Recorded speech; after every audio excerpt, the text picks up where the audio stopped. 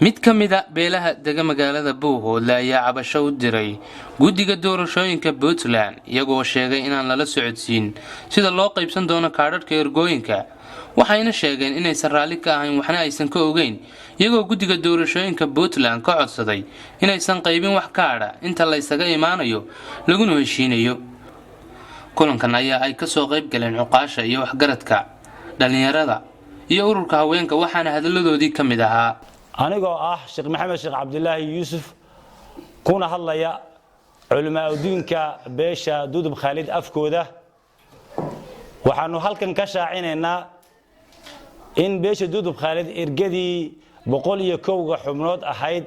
ee dooran lahayd xildhibaanka beesha in lagu heshiin waayay lana qaybsan kari waayay ergadii 101 ahayd waxaanu ogeysiinaynaa oo halkan fariin uga direynaa hay'adaha ay khusayso sida guddiga doorashada ee maamul goboleedka Puntland iyo guddiga doorashada ee heer federaal gaar ahaan guddiga khilaafaadka waxaanu ogeysiinaynaa in lagu tuntay oo la jebiyay qodobkii afraad ee ay ku heshiiyeen maamul goboleedada iyo dowladda federaalku kaasoo qeexayay in ay ergada isla soo xulaan ergada xildhibaanka dooranaysa inay isla soo xulaan madax dhaqameedyada iyo ururada bulshada sida isimada cuqaasha iyo waxgaradka qodobkaas ayay beeshayadu jebisay laguna tuntay waxaanu ka codsanaynaa guddiga khilaafaadka ee maamul goboleedka Puntland iyo ka heer federaalba inta aanu ku heshiinayno in qabashada ergadayada kor loo hayo السلام عليكم ورحمة الله وبركاته. halkan waxaanu ku shaacinaa anigoo aqal maxamed cabdi kuna hadlaya afka cuqaasha beesha Khalid ergadii 101 ahayd wax dooranaysay xildhibaanka dooranaysay in beesha Khalid ku heshiin weyday waxaanu u sheegnaa guddiga doorashooyinka heer maamul goboleed Puntland iyo heer federaal iyo guddiga khilaafsaarka in lagu heshiin waayo qodobka la jabinay uu yahay ergagii la rabay xildhibaankii la rabay inay doorato ergada inta la cadadka leh ee ay soo xulanayeen arrimaha bulshada cuqaasha dhalinyarada ururada haweenka inay la dooran oo lagu heshiin waayay lagu sheegana maadaama lagu heshiin waayay waxaanu ka codsanaynaa guddiga doorashooyinka maamul goboleedka Puntland iyo kuwa federaalka iyo guddiga khilaafsaarka in kaararka kor loo hayo ilaa lagu heshiinayo anigoo maxamuud cumar ammaan kana mid odayaasha beesha Dudub Khalid afkoodiina ku hadlaya waxaan halkan ka shaacinaynaa oo aanu ka ogeysiinaynaa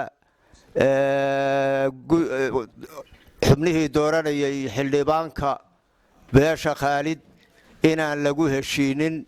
sidii dawladda iyo ay u soo dhigeen haddii baydankeeda leeyahay Puntland iyo maxaan ku yiraahdaa federaalkuba ay ku heshiiyeen oo ahayd in ay soo xulaan madax dhaqameedyada iyo arrimaha bulshada ururada bulshada in arintaas ayan dhicin laguna heshiinin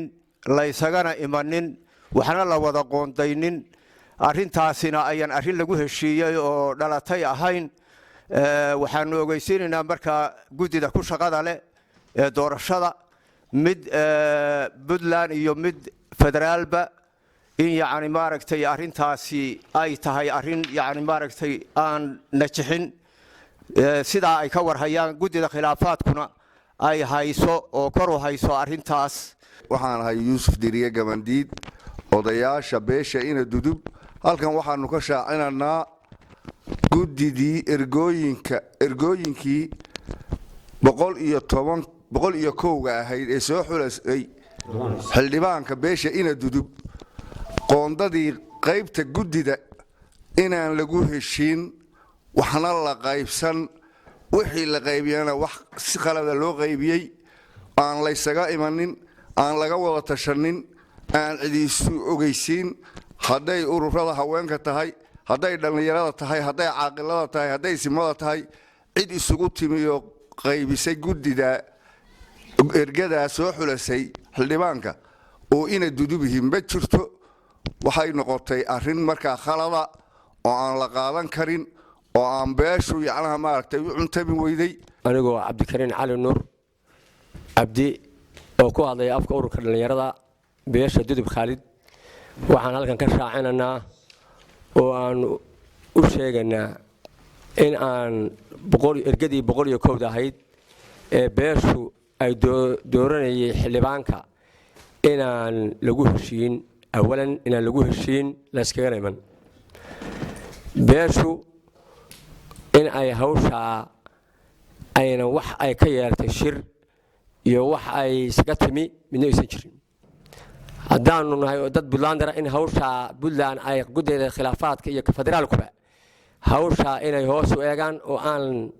dad la saaro ilaa inta lagu heshiinay maamul goboleedka Puntland ee aan hoos tagno doorashadeeduna hoos tagiisa lagu qabanay hadii la haydmo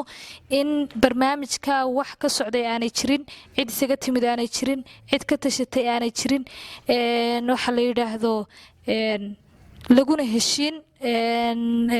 waxa la yiraahdo waxaan codsanaynaa inay barnaamijkayga hoos u eegaan kaadhadhka ergadayadana inta lagu heshiinayo ay hadii lahayd ma aanay bixinin Ibrahim Abdiqaadir Jabaan Buuhoodle